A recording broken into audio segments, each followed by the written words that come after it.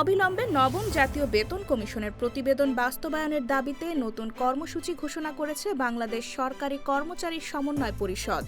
সোমবার ২রা ফেব্রুয়ারি সকালে জাতীয় প্রেস ক্লাবের সামনে এক বিক্ষোভ সমাবেশ থেকে এই কর্মসূচি ঘোষণা করা হয়।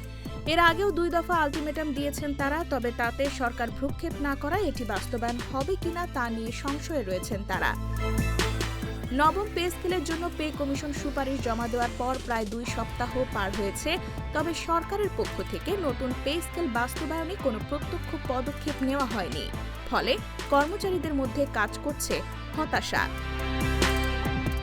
সুপারিশ জমা দেওয়ার পর কর্মচারীরা দাবি করেছিলেন ৩১ জানুয়ারির মধ্যে গ্যাজেট প্রকাশ করতে হবে, কিন্তু জানুয়ারি মাসের শেষ দিন পেরিয়ে গেলেও আসেনি গ্যাজেট।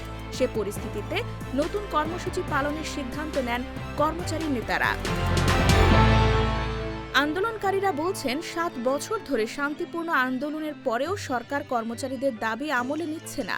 গত ৫ ডিসেম্বর লক্ষাধিক কর্মচারীর উপস্থিতিতে মহাসমাবেশের পর আশা করা হয়েছিল ১৫ ডিসেম্বরের মধ্যে গ্যাজেট প্রকাশ হবে, কিন্তু তা হয়নি। ২১ জানুয়ারি কমিশন রিপোর্ট প্রদানের পর অর্থ উপদেষ্টা গ্যাজেট প্রকাশ না করে কমিটি গঠনের নামে কালক্ষেপণ করছেন।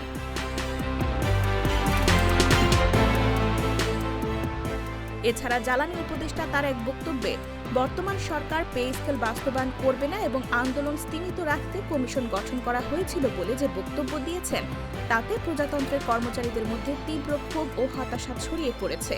সার্বিক বিষয়কে সামনে রেখেই কর্মসূচি সাজিয়েছেন তারা। ঘোষিত কর্মসূচি অনুযায়ী ৩ থেকে ৫ ফেব্রুয়ারি পর্যন্ত সারা দেশে সকাল ১০টা থেকে দুপুর ১২টা পর্যন্ত বিক্ষোভ মিছিল ও কর্মচারী সমাবেশ অনুষ্ঠিত হবে। পাশাপাশি সকাল ৯টা থেকে দুপুর ১২টা পর্যন্ত চলমান গণকর্মবিরতিও অব্যাহত থাকবে। দাবি আদায় না হলে আরও কঠোর কর্মসূচির হুঁশিয়ারিও দিয়েছেন আন্দোলনকারীরা।